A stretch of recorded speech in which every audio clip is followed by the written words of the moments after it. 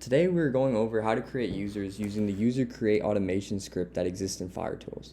The user create automation script takes in a set of parameters and creates a user based on those parameters.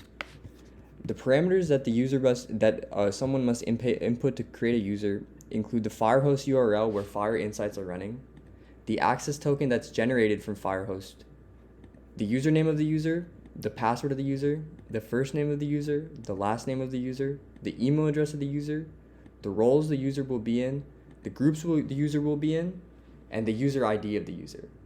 So if you want to update a user, you would use a user ID that already exists. But if you want to create a new user, you end the argument with 0, and that will tell this program that you want to create a new user. So if we want to create a new user on PyCharm, we can edit the configurations and change the parameters to match the parameters that this program wants. So first we have the URL in which Fire Insights is running, and then we have the access token to access this URL. And then we have the user name of the user, the password of the user, the first name of the user, the last name of the user's email address, the roles that the user will be assigned to, the groups that the user will be assigned to, and then the user ID. So in this case, we put 0 because we want to create a new user, and this user does not exist.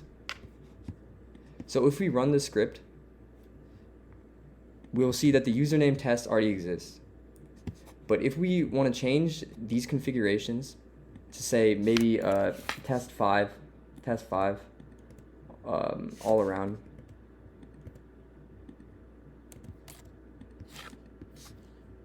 and we run it again, we can see that the user test 5 has already been created successfully. And if we refresh this page,